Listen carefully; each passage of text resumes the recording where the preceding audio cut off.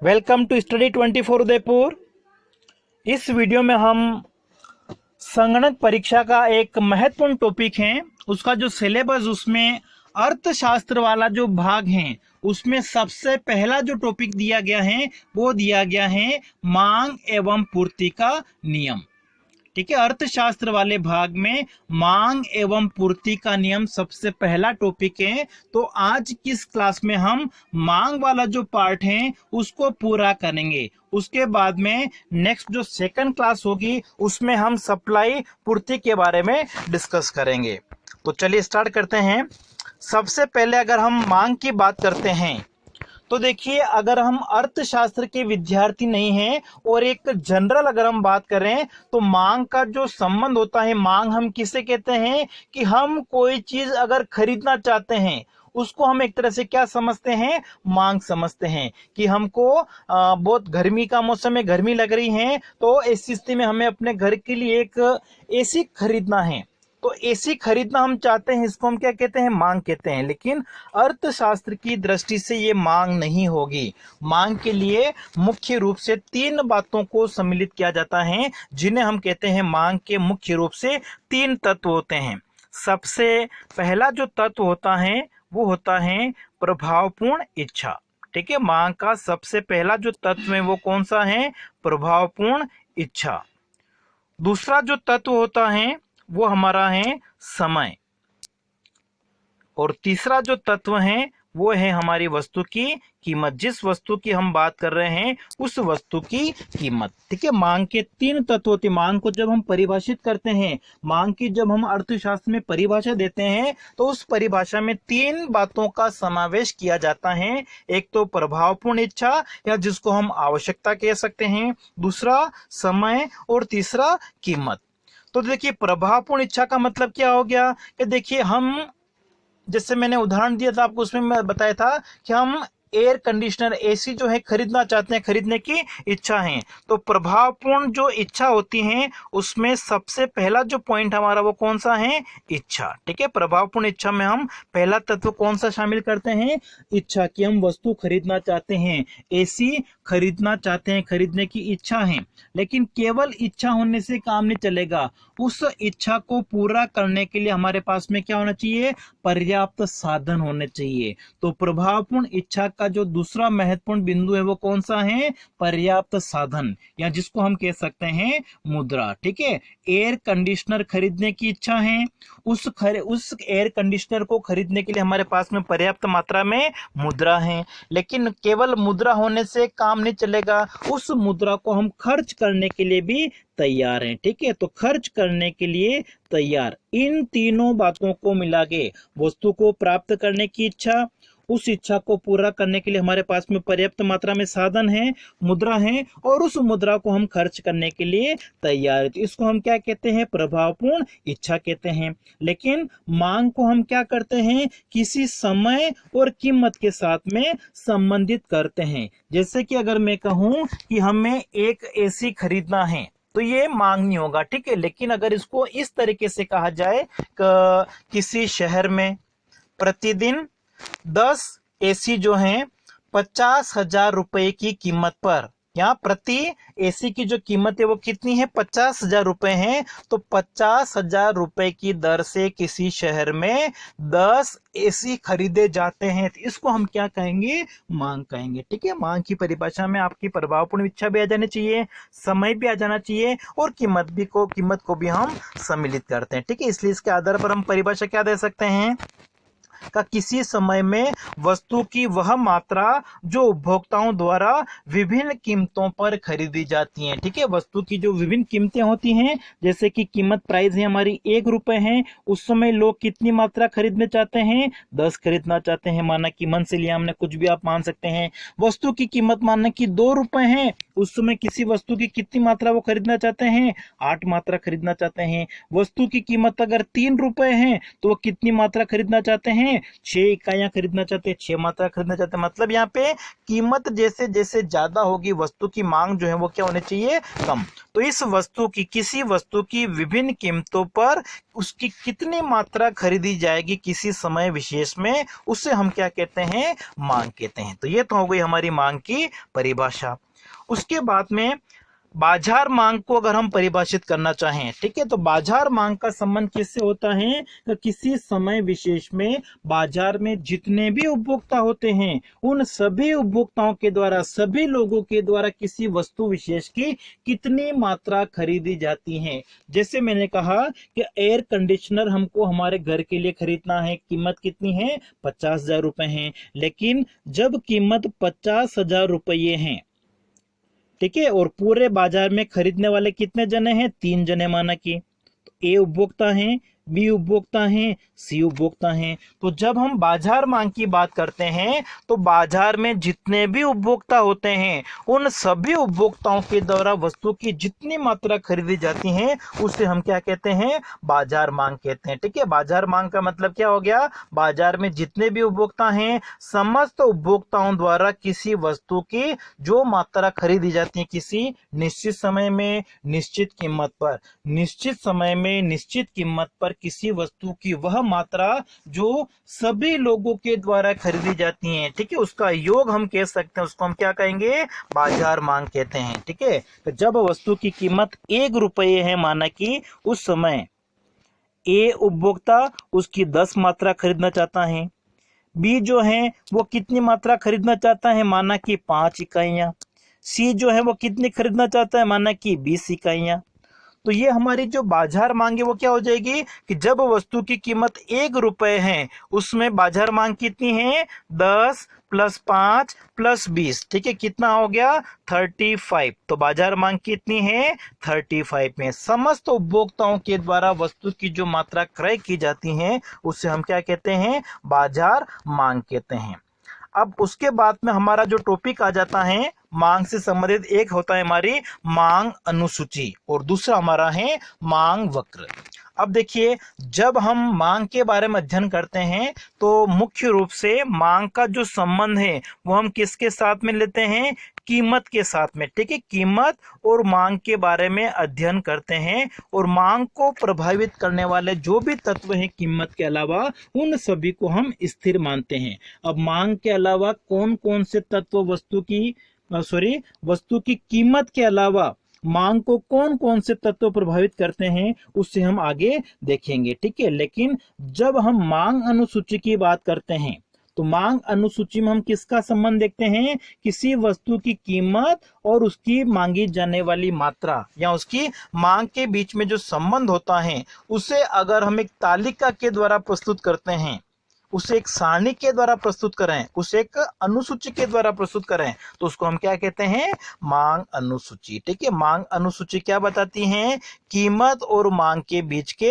संबंध को दर्शाती हैं। कीमत और मांग के बीच में किस प्रकार का संबंध होता है, विपरीत संबंध होता है या ऋणात्मक संबंध हम कह सकते हैं। ठीक है, विपरीत या ऋणात्मक का मतलब क्या हो गया कि जब कीमत बढ़ती है, माना कि 1 रुपये, 2 रुपये, 3 रुपए, जब कीमत बढ़ेगी तो मांग क्या होगी, घटेगी, मांग क्या होगी, कम होगी। कीमत बढ़ने पर मांग कम होगी। माना कि जैसे आपने यहाँ पे ले लिया 10 इकाई, उसके बाद में कम लिख लो, कुछ भी लिख सकते हो। माना कि हमने लिख दिया 8 इकाई, फिर कीमत बढ़ के 3 रुपए होगी तो मांग और घटेगी, 8 से घटा के आप कुछ भी ले सकते हो। ठीक है, माना कि हमने लिख दिया 5, तो कीमत बढ़ने पर मांग क्या होगी, घटेगी। तो कीमत और मांग के बीच के संबंध को अगर हम एक तालिका के द्वारा प्रस्तुत करते हैं, एक अनुसूची के द्वारा प्रस्तुत करते हैं तो उसको हम क्या कहेंगे, मांग अनुसूची कहेंगे। और ये जो मांग अनुसूची होती हैं वो 2 प्रकार की हो सकती हैं। कौन कौन सी, एक तो होती है वैयक्तिक मांग अनुसूची और दूसरी होती है बाजार मांग अनुसूची। बिल्कुल सिंपल सा है। वैयक्तिक मांग अनुसूची का मतलब क्या हो गया, कोई उपभोक्ता विशेष विभिन्न कीमतों पर कितनी मात्रा खरीदता है किसी वस्तु की। ठीक है, जैसे कि हम बात कर लें एक समोसा है। ठीक है, समोसा माना कि अगर 20 रुपए का है, उस समय जो ए उपभोक्ता है वो कितनी मात्रा खरीदता है, 5। बी जो है वो कितनी खरीदता है, माना कि 10, और सी कितनी खरीदता है, माना कि 15 इकाइयां। तो देखिए ए कितनी खरीदता है वो हमने अलग बताया है, बी की मात्रा हमने अलग बता रखी है, सी की मात्रा हमने अलग बता रखी है, और ये वस्तु की कीमतें। तो किसी हम उपभोक्ता विशेष की बात करते हैं कि ए उपभोक्ता कितनी खरीदना चाहता है, ठीक है। जब कीमत 20 रुपए है उस समय ए उपभोक्ता कितनी खरीद रहा है, 5, तो ये क्या है, वैयक्तिक मांग है। बी कितनी खरीद रहा है, 10, तो ये भी क्या है, वैयक्तिक है, ठीक है। सी कितनी खरीद रहा है, 15 इकाइयां, ये भी क्या है, वैयक्तिक। वैयक्तिक का मतलब क्या हो गया, व्यक्तियों के अनुसार सबकी अलग अलग मांग को प्रदर्शित करना, ठीक है। तो इसको हम क्या कहेंगे, वैयक्तिक मांग कहेंगे, ठीक है। इसको हम एक तालिका के द्वारा देखेंगे भी, ठीक है। जब वस्तु की कीमत 1 रुपए है, माना कि बाजार में 2 उपभोक्ता हैं, ठीक है। हमने पहले 3 लिए थे, अब हम मान लेते हैं कि बाजार में 2 उपभोक्ता है, कितने भी ले सकते हैं, बाजार में बहुत सारे उपभोक्ता होते हैं। तो हमने उदाहरण के लिए मान लिया कि बाजार में कितने उपभोक्ता हैं, ए और बी 2 उपभोक्ता हैं। जब वस्तु की कीमत 1 रुपए होती है उस समय ए कितनी मात्रा खरीदता है, 50, और बी कितनी खरीदता है, माना कि 40। या आप कुछ भी अनुमानित संख्या ले सकते हैं। कीमत बढ़कर अगर 2 रुपए हो गई हैं तो ए कितनी खरीदता है, अब 40 इकाइयां ही खरीदता है, कम खरीदता है। बी कितनी खरीदता है, 30 इकाइयां ही खरीदता है, पहले की तुलना में वो कम खरीद रहा है क्योंकि कीमत बढ़ गई है। अगर कीमत बढ़ के 3 रुपए हो जाती है तो ए कितनी खरीदता है, 30 इकाइयां, और बी कितनी खरीदता है, 20 इकाइयां। जब कीमत बढ़ के 4 रुपए हो जाए तो ए कितनी खरीदता है, 20 इकाइयां, और बी कितनी खरीदता है, 10 इकाइयां, ठीक है। तो ये एक तरह से क्या है, आपकी व्यक्तिगत मांग है। ए की हमने अलग दर्शाई है, बी की हमने अलग दर्शाई है। तो वैयक्तिक का मतलब क्या हो गया, व्यक्तिगत, व्यक्तियों के अनुसार अलग अलग उपभोक्ताओं की जो मांग है उसको हमने अलग अलग प्रदर्शित किया है। लेकिन जब हम बाजार मांग की बात करते हैं, तो मैंने पहले बताया था कि बाजार में जितने भी उपभोक्ता हैं समस्त उपभोक्ताओं के द्वारा जो मांग की जाएगी उसको हम क्या कहेंगे, बाजार मांग कहेंगे। और बाजार मांग अनुसूची का मतलब क्या हो गया, समस्त उपभोक्ताओं के द्वारा जो मांग की जा रही है उससे अगर हम एक तालिका या सारणी या अनुसूची के द्वारा प्रदर्शित करेंगे तो उसको हम क्या कहेंगे, बाजार मांग अनुसूची कहेंगे, ठीक है। तो देखिए यहाँ पे ए और बी उपभोक्ता खरीद रहा है, इसको हमने अलग अलग बता रखा है, ठीक है। अब आप सारणी को अगर इतना सा देखोगे तो ये सारणी आपकी कौन सी है, व्यक्तिगत है, ठीक है। व्यक्तिगत सारणी में हम इसको नहीं बनाएंगे। लेकिन जब हम बाजार मांग की बात करेंगे तो बाजार मांग में हम क्या करेंगे, जो व्यक्तिगत मांग होती है उसको जोड़ लेते हैं। तो ए उपभोक्ता इतनी मात्रा खरीदना चाहता है, बी उपभोक्ता इतनी मात्रा खरीदना चाहता है, बाजार में 2 उपभोक्ता हैं, तो दोनों के द्वारा जो कुल मांग है, ठीक है, जब वस्तु की कीमत 1 रुपए है उस समय ए कितनी मात्रा खरीदता है, 50, और बी कितनी खरीदता है, 40। दोनों मिला के कुल कितनी खरीदते हैं, 90। तो बाजार मांग कितनी हो गई, 90 हो गई है। जब वस्तु की कीमत 2 रुपए होती है उस समय ए कितनी खरीदना चाहता है, 40, और बी कितनी खरीदना चाहता है, 30। दोनों मिला के कुल कितना हो गया, 40 + 30 कितना हो गया, आपका 70 हो गया। इसी तरीके से 3 रुपए कीमत पर ए उपभोक्ता खरीदना चाहता है 30, और बी खरीदना चाहता है 20। 30 और 20 कितना हो गए, 50। तो ये क्या हो गई, बाजार मांग। जब वस्तु की कीमत 4 रुपए होती है तो ए कितना खरीदना चाहता है, 20, और बी कितना खरीदना चाहता है, 10। 20 और 10 दोनों मिला के क्या हो गया, 30। ये क्या होगी, बाजार मांग। तो व्यक्तिगत मांग जो होती है, अलग अलग उपभोक्ताओं के द्वारा जो मांग की जाती है, उससे अगर हम जोड़ लेंगे तो हमारे पास में क्या आ जाएगी, बाजार मांग आ जाएगी, ठीक है। और अगर इस संबंध को हम तालिका के द्वारा प्रस्तुत करेंगे तो ये हमारी क्या हो गई है, बाजार मांग तालिका हो गई है, ठीक है। यहाँ पे हमने 2 उपभोक्ता ले रखे हैं, अगर हम चाहें तो 3 उपभोक्ता भी ले सकते हैं, 4 भी ले सकते हैं, 5 भी ले सकते हैं, कितने भी ले सकते हैं, ठीक है। तो हमारा उदाहरण अगर सरल रहे तो उसके लिए हमने क्या किया, केवल 2 उपभोक्ताओं को ले लिया, ठीक है। 2 या 3 ले लो, काफी होते हैं। यहाँ पे इस उदाहरण में हमने केवल 2 उपभोक्ता मान रखे हैं, ए उपभोक्ता और दूसरा बी उपभोक्ता, ठीक है। तो बाजार मांग क्या हो जाएगी, ए + बी। अगर 3 उपभोक्ता होंगे, ए बी सी, तो तीनों की मांग को जोड़ लेंगे, ए + बी + सी। अगर बाजार में 4 उपभोक्ता लिए हमने, ए बी सी डी, तो बाजार मांग के लिए हम क्या करेंगे, ए + बी + सी + डी। 4 उपभोक्ताओं की मांग को हम क्या करेंगे, जोड़ लेंगे, ठीक है। तो व्यक्तिगत का मतलब क्या हो गया, किसी व्यक्ति विशेष के द्वारा, किसी उपभोक्ता विशेष के द्वारा विभिन्न कीमतों पर किस वस्तु की कितनी मात्रा खरीदी जाती है। और बाजार मांग का मतलब बाजार में जितने भी उपभोक्ता हैं सभी उपभोक्ताओं के द्वारा जो वस्तु की मात्रा क्रय की जाएगी उसको हम क्या कहेंगे, बाजार मांग कहेंगे। इसी तरीके से अगला जो हमारा टॉपिक आ जाता है वो कौन सा है, मांग वक्र। तो देखिए जो मांग अनुसूची हमने पढ़ी है सेम उसके जैसा ही हमारा अगला टॉपिक है मांग वक्र। बस दोनों में अंतर क्या है, कीमत और मांग के बीच के संबंध को अगर हम एक तालिका के द्वारा प्रस्तुत करते हैं तो वो क्या होगी, मांग अनुसूची होगी। और कीमत और मांग के बीच के संबंध को अगर हम एक वक्र के द्वारा प्रदर्शित करेंगे तो उसको हम क्या कहेंगे, मांग वक्र कहेंगे।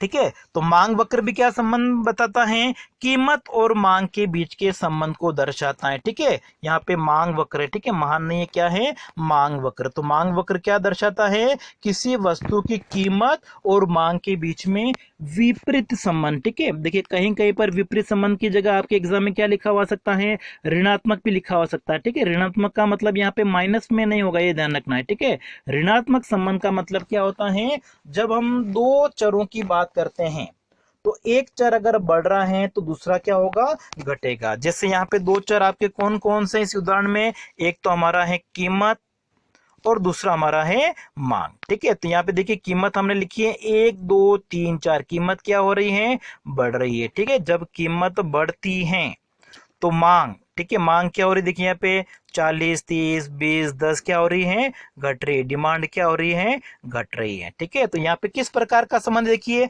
प्राइस बढ़ने पर डिमांड कम हो रही है, एक यहाँ पे बढ़ रहा है और दूसरा क्या हो रहा है, घट रहा है। तो इसको हम अर्थशास्त्र में क्या कहते हैं, विपरीत संबंध कहते हैं, ऋणात्मक संबंध कहते हैं। ठीक है, विपरीत या ऋणात्मक का मतलब क्या हो गया, एक चर में वृद्धि हो रही है और दूसरे में कमी हो रही है। अगर आप यहाँ पे उल्टा ले लेते, कीमत को अगर घटता हुआ लिखते हैं, ठीक है, कीमत को आपने लिखा 10 8 6 4, तो डिमांड जो आपकी होगी कीमत घटने पे, कीमत अगर कम होगी तो मांग क्या होगी, बढ़ेगी। जैसे आपने यहाँ पे लिख दिया माना कि 50, अब कीमत घट के 10 से 8 हो गई तो मांग क्या होगी, बढ़ेगी। 50 से बढ़ के कुछ भी लिख दीजिए आप, ठीक है, 60 से 80 आपके मन में जो आ रहा लिख सकते हैं हम। माना कि 60 हो गई है, कीमत 8 रुपए से कम के 6 हो गई है तो मांग और बढ़ेगी, 60 से बढ़ के कितनी होगी, माना कि 70 80 90 कुछ भी लिख लीजिए। यहाँ पे 70 लिखा आपने, फिर कीमत और कम होगी, 6 से कम होकर 4 होगी तो मांग और बढ़ेगी। यहाँ पे आपने 70 लिखा है तो अब 70 से ज्यादा लिखना है। ठीक है, माना कि हमने लिख दिया 80 90 100 कुछ भी आप लिख सकते हो, यहाँ पे हमने लिख दिया 80। ठीक है, तो इस प्रकार कीमत और मांग के बीच में जो विपरीत संबंध होता है उसे अगर हम एक वक्र के द्वारा प्रस्तुत करेंगे तो उसको हम क्या कहेंगे, मांग वक्र कहेंगे। और मांग वक्र जो होता है वो दो प्रकार का होता है, एक तो होता है हमारा व्यक्तिगत, दूसरा होता है बाजार मांग वक्र।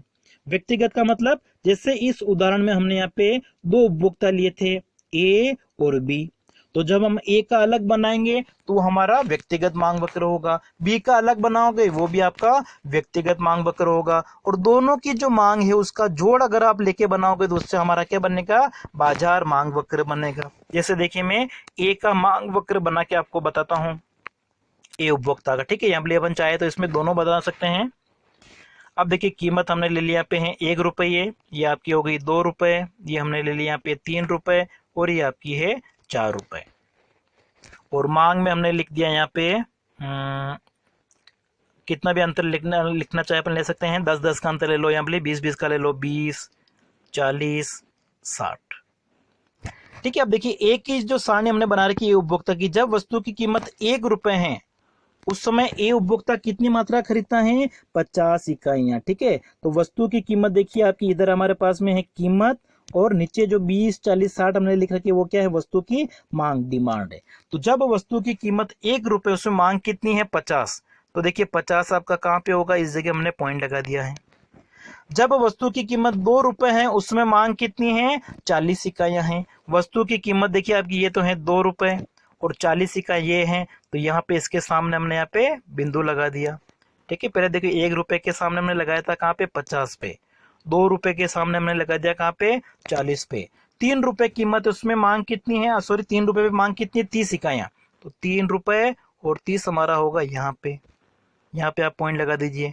और जब कीमत 4 रुपये, उसमें मांग कितनी है, 20 इकाइयां। ठीक है, ये 4 रुपये है और 20 इकाई पे मिला दिया हमने, ये पॉइंट आ गया हमारा।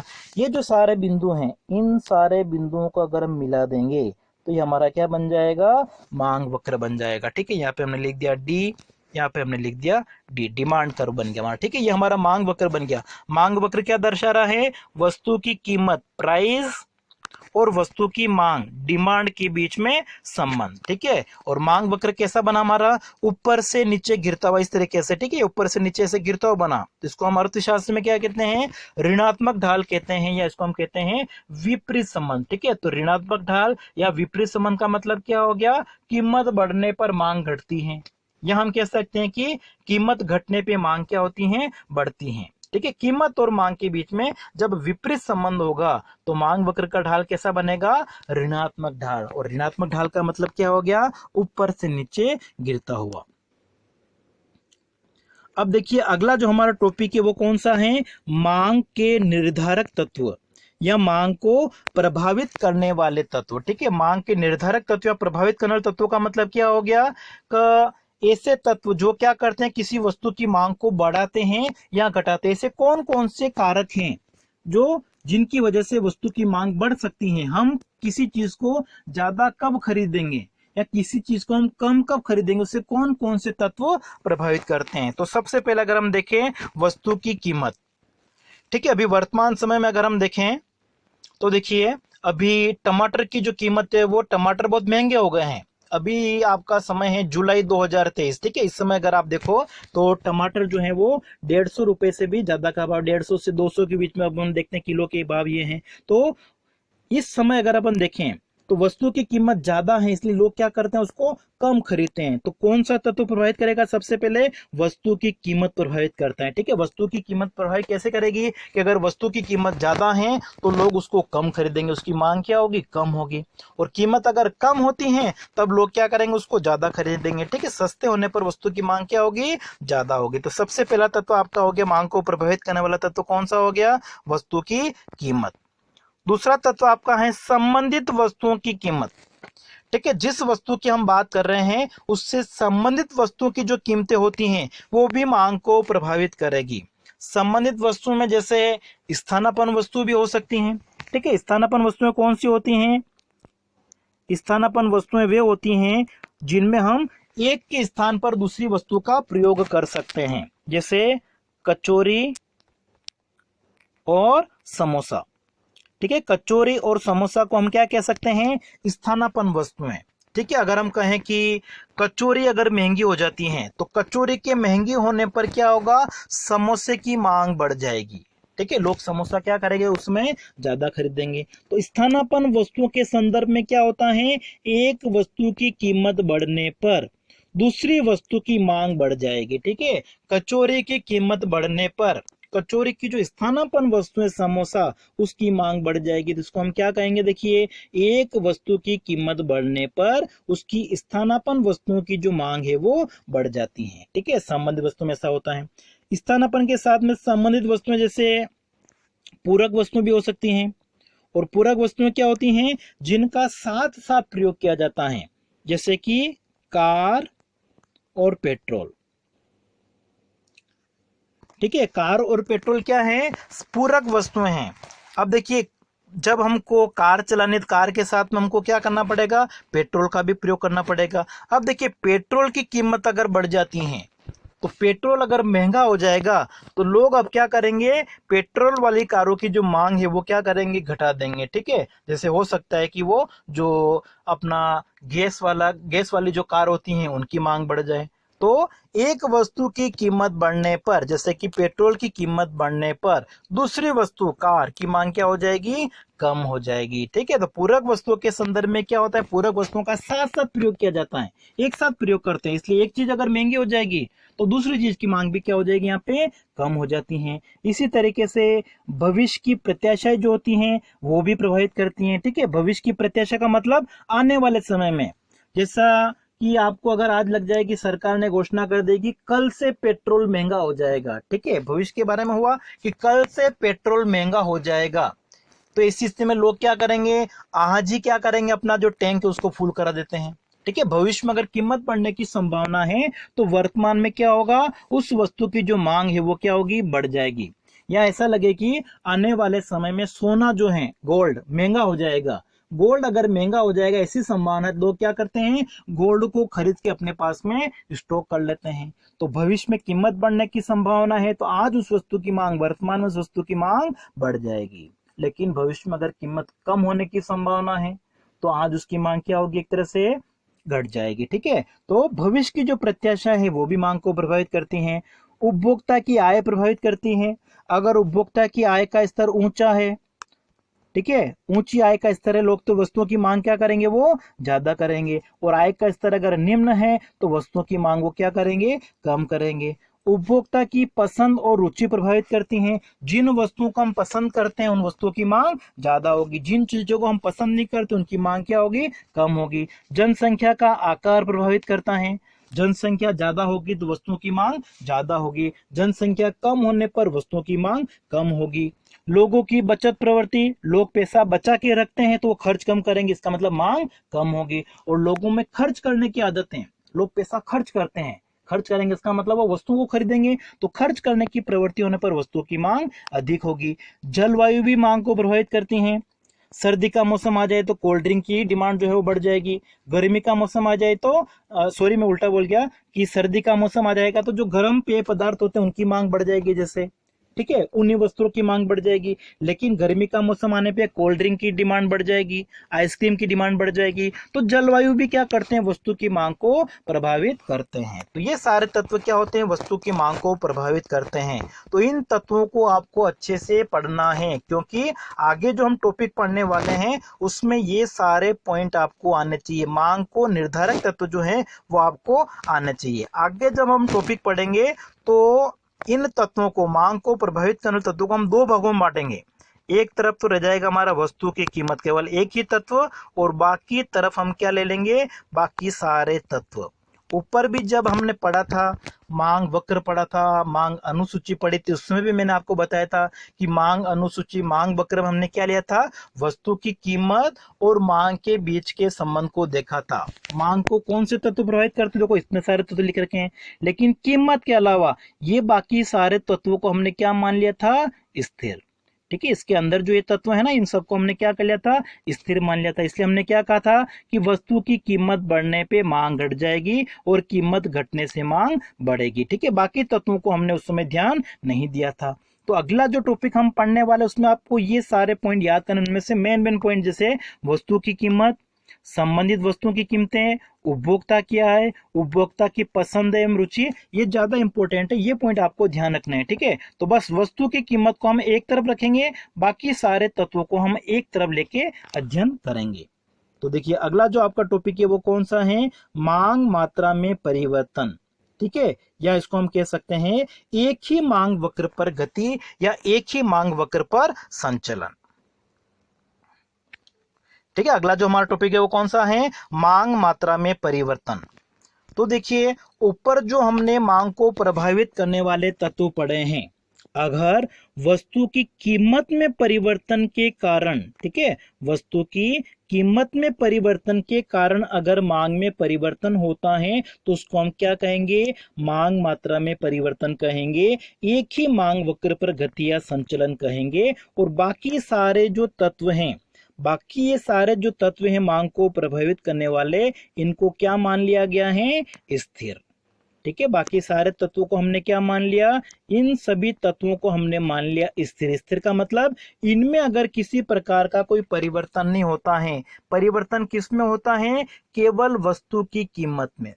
ठीक है, तो वस्तु की कीमत में परिवर्तन का मतलब कीमत बढ़ भी सकती है, कीमत घट भी सकती है। तो वस्तु की कीमत में परिवर्तन होने से मांग में अगर परिवर्तन होगा तो उसको हम क्या कहेंगे, मांग मात्रा में परिवर्तन। और ऐसी स्थिति में जो संचलन होगा वो कहां पे होगा, एक ही मांग वक्र पे होगा। अब देखिए इसमें दो स्थितियां हो सकती हैं कि वस्तु की, पहली स्थिति क्या हो सकती है कि वस्तु की जो कीमत है वो घटे। ठीक है, वस्तु की कीमत घटे और मांग क्या हो जाए, बढ़ जाए।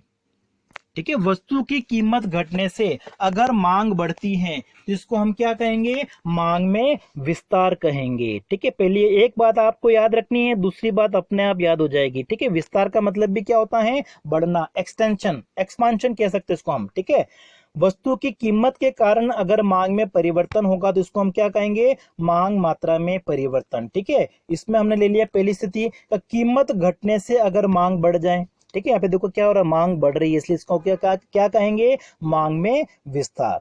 दूसरी स्थिति इसमें हो सकती है इसकी उल्टी, ठीक है, कि वस्तु की कीमत अगर बढ़ जाए, ठीक है, वस्तु की कीमत अगर बढ़ेगी तो क्या होगा, उस वस्तु की मांग जो है वो घट जाएगी, और मांग घट रही है, इसको हम क्या कहेंगे, संकुचन कहेंगे, ठीक है, मांग में संकुचन, ठीक है। दोनों बातें आपको समझ में आ गई होगी कि वस्तु की कीमत में परिवर्तन के कारण अगर मांग में परिवर्तन होता है तो उसको हम क्या कहेंगे, विस्तार और संकुचन कहेंगे, ठीक है। देखिए इसमें दो स्थितियां हो सकती है, ठीक है। पहली बात देखो, अब आपने क्या लिखी यहाँ पे, किसी वस्तु की कीमत में परिवर्तन से वस्तु की मांग में परिवर्तन होता है, उसको हम क्या कहेंगे, मांग मात्रा में परिवर्तन कहेंगे।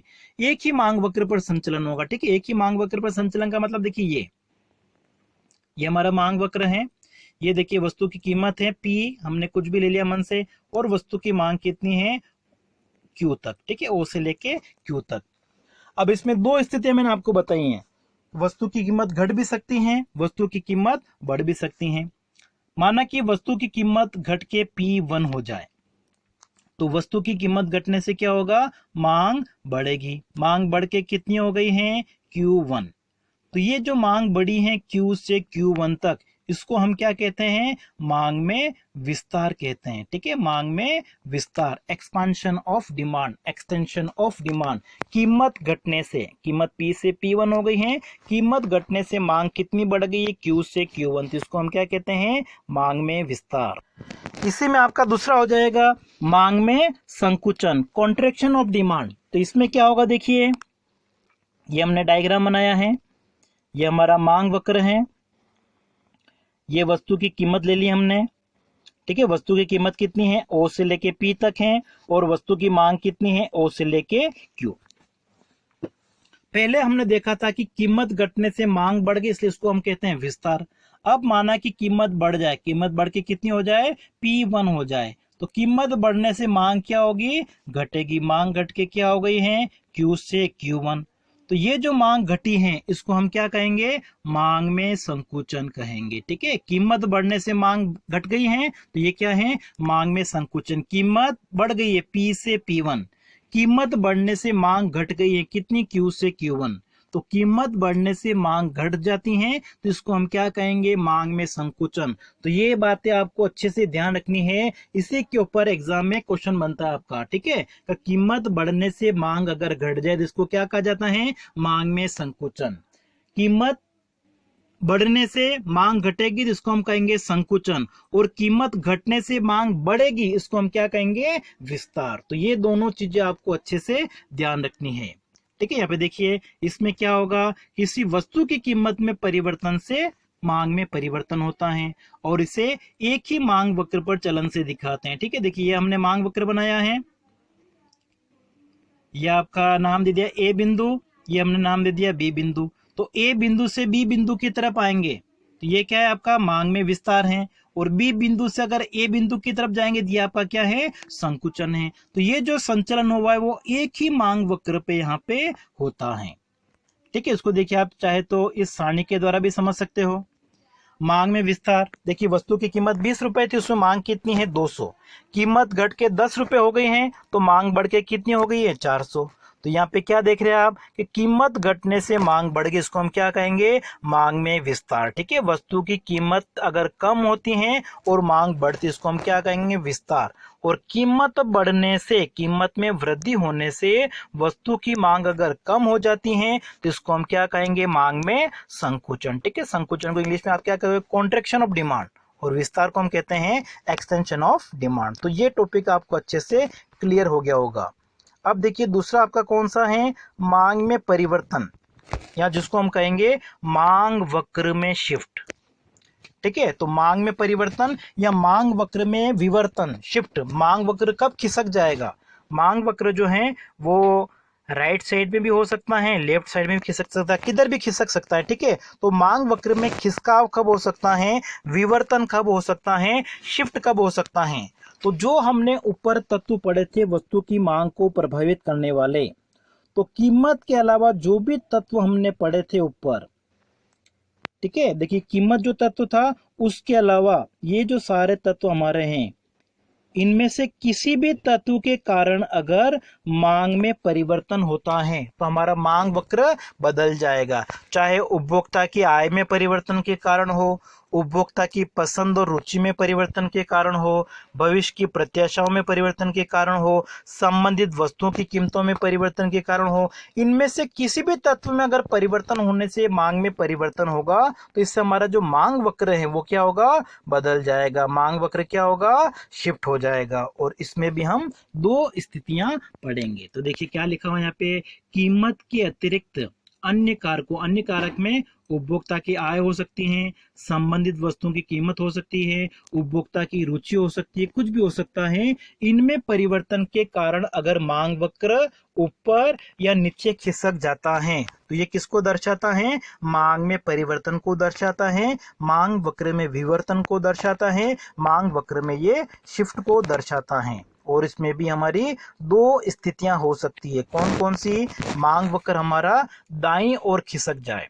ठीक है, देखिए ये हमारा जो मांग वक्र था, ये हमने मांग वक्र बनाया था, दाईं ओर खिसकने का मतलब ऊपर की तरफ इधर अगर बन जाए नया मांग वक्र तो इसको हम क्या कहेंगे, मांग में वृद्धि। देखो मांग वक्र ऊपर की तरफ जा रहा है, इसका मतलब मांग बढ़ रही है, तो इसको हम क्या कहेंगे, मांग में वृद्धि कहेंगे।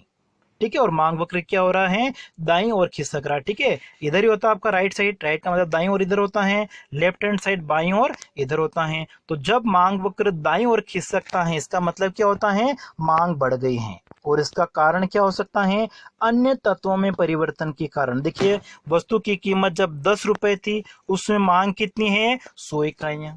अब देखिए कीमत तो वही है 10 ही है, लेकिन मांग बढ़ के कितनी हो गई, 200 हो गई है। इसका मतलब क्या हुआ, कीमत में कोई परिवर्तन नहीं हुआ। मांग बढ़ने का कारण यहाँ पे क्या हो सकता है, हो सकता है कि लोगों की आय क्या हो गई, बढ़ गई हो।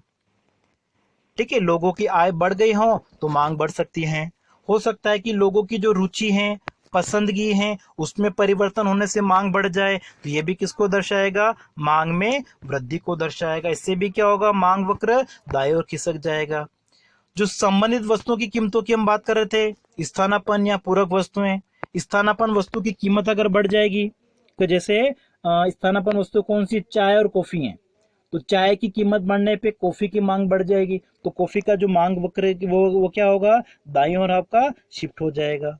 ठीक है, स्थानापन्न वस्तु में पहले हमने उदाहरण लिया था कचौरी और समोसे का, कचौरी की कीमत बढ़ने पे समोसे की मांग बढ़ जाएगी, तो हमारा मांग वक्र दाईं ओर शिफ्ट हो जाएगा। ठीक है, तो मांग वक्र दाईं ओर शिफ्ट होने का कारण क्या हो सकता है, उपभोक्ता की आय में वृद्धि हो सकती है, उपभोक्ता की जो रुचि है उसमें अनुकूल परिवर्तन हो जाए, ये हो सकता है, स्थानापन्न वस्तुओं की कीमतें बढ़ जाए, ये हो सकता है, पूरक वस्तुओं की कीमत कम हो जाए, जैसे कि कार और पेट्रोल, ये दोनों क्या हैं, पूरक वस्तु, इनका साथ साथ प्रयोग किया जाता है।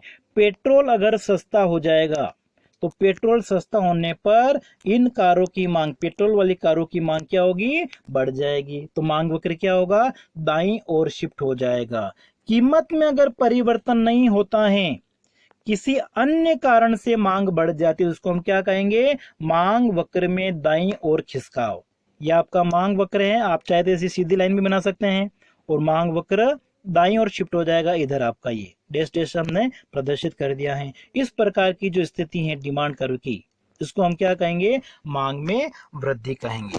इसी का जस्ट अपोजिट आपका हो जाएगा मांग में कमी।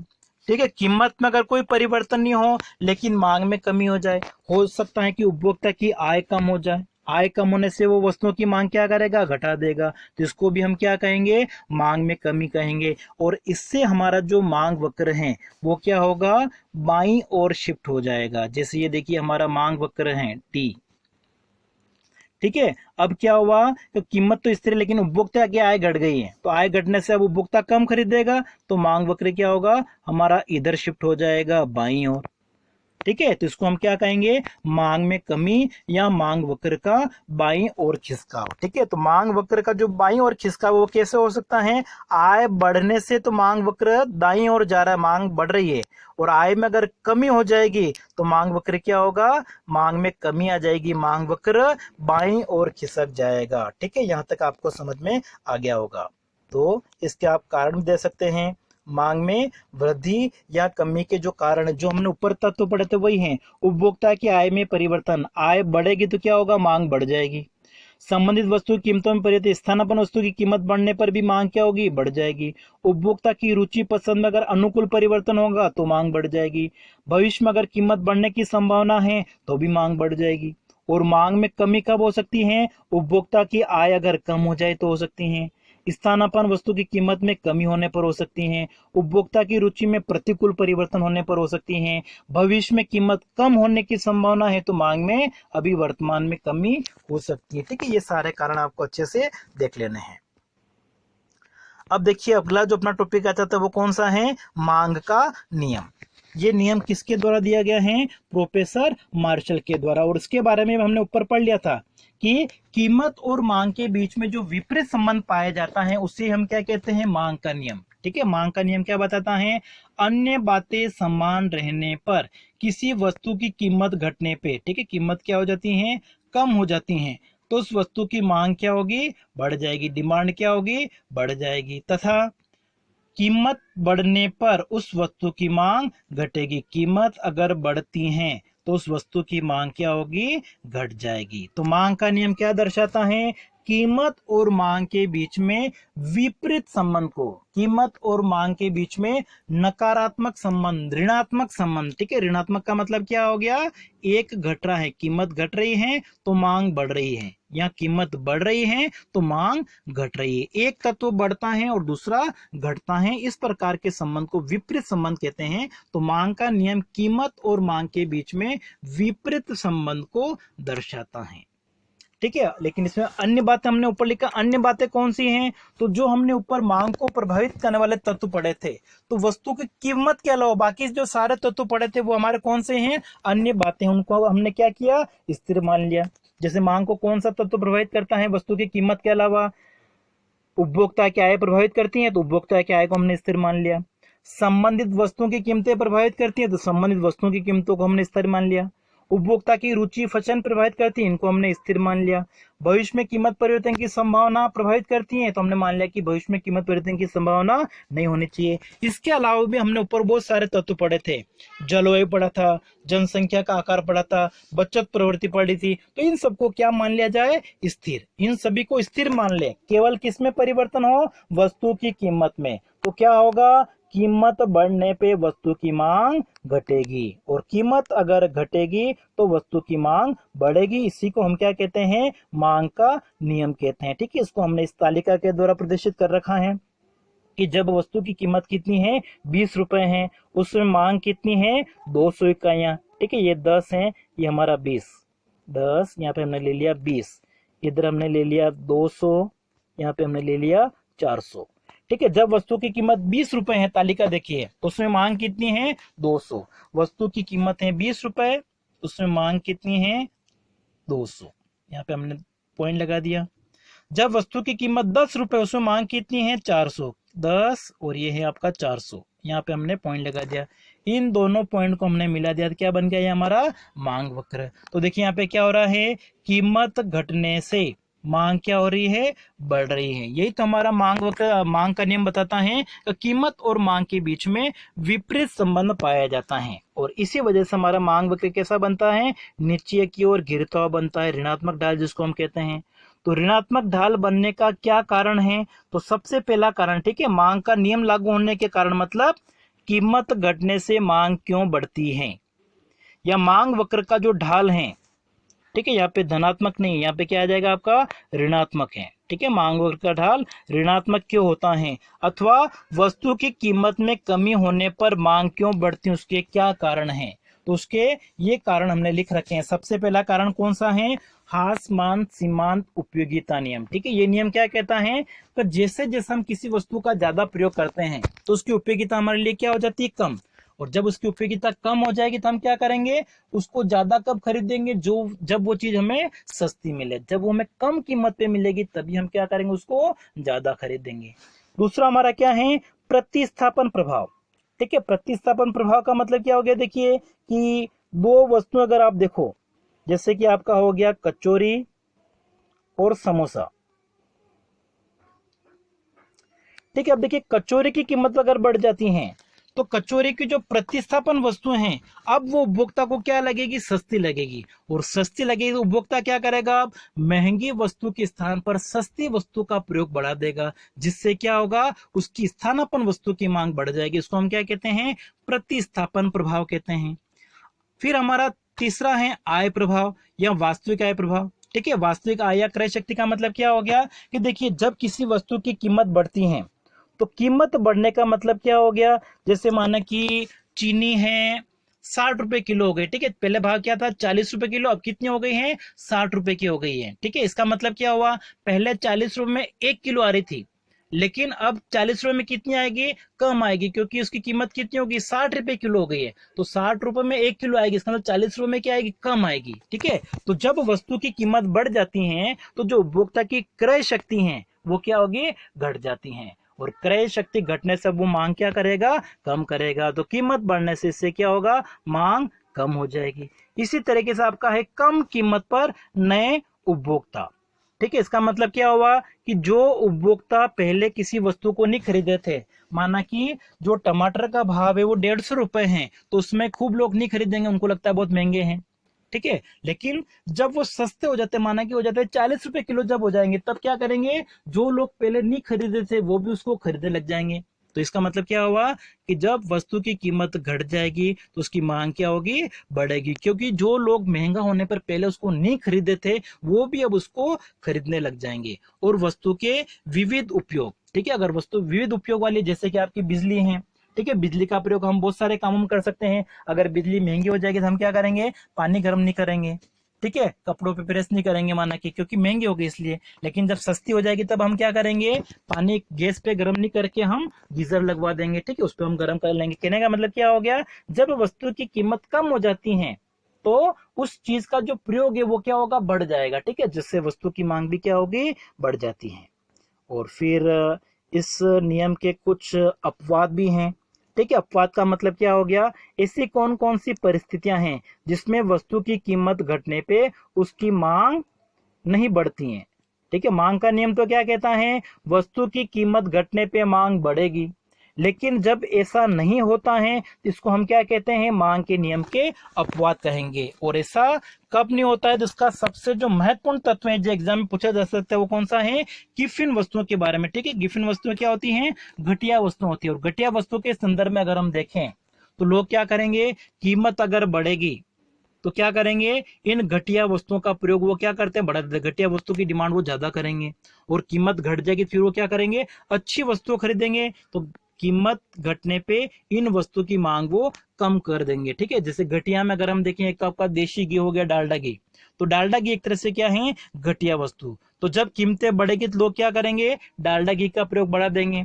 लेकिन जब सस्ती हो जाएगी घी की कीमत तो लोग क्या करेंगे, जो देशी घी है उसका प्रयोग वो बढ़ा देंगे। इसका मतलब क्या हो गया, जो घटिया वस्तु होती है उनके संदर्भ में मांग वक्र जो बनेगा वो कैसा बनेगा, धनात्मक ढाल का। ये आपको ध्यान रखना, गिफिन वस्तुओं के संदर्भ में मांग वक्र कैसा होता है, धनात्मक ढाल का होता है। ठीक है, धनात्मक ढाल का मतलब ऊपर की ओर बढ़ता हुआ। ठीक है, कीमत बढ़ने पे उसमें मांग क्या होती है, बढ़ती है। किसमें बढ़ती है, गिफिन वस्तुओं में। ठीक है, बाकी जैसे प्रतिष्ठा सूचक वस्तुएं होती हैं, जो अमीर लोग होते हैं, ठीक है, उनके संदर्भ में अगर हम देखें, कीमत बढ़ भी जाएगी तो भी उनके ऊपर कोई प्रभाव पड़ने वाला नहीं, वो मांग को क्या करेंगे, ज्यादा कर सकते हैं। अनिवार्य वस्तुओं के संदर्भ में क्या होगा, जो वस्तु हमारे लिए आवश्यक होती हैं, जिनका प्रयोग करना हमारे लिए जरूरी होता है, वो अगर महंगी हो जाएगी, जैसे खाना महंगा हो जाए तो भी क्या है, हमको तो खाना ही पड़ेगा। ठीक है, तो उसके ऊपर मांग के ऊपर प्रभाव ज्यादा नहीं पड़ता है। तो अनिवार्य वस्तुओं के संदर्भ में मांग का नियम लागू नहीं होता है। अज्ञानता एवं भ्रम की स्थिति हो सकती है। लोग अगर सोचे कि जो वस्तुएं महंगी हैं, जिनकी कीमत ज्यादा है, वो अच्छी हैं, तो उनको वो ज्यादा खरीदेंगे। लोग अगर ऐसा सोचे कि जो वस्तु सस्ती है वो घटिया है, तो उनकी मांग वो नहीं करेंगे, तो ऐसा भी हो सकता है।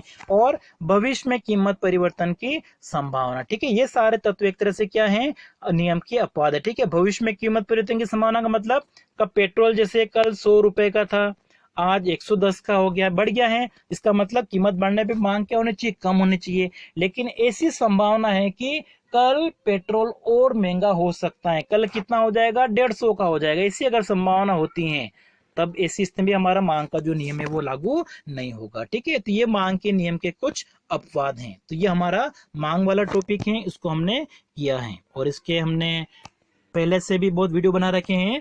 थोड़ा सा और डिटेल में अगर आप समझना चाहते हैं तो उन वीडियो को आप देख सकते हैं।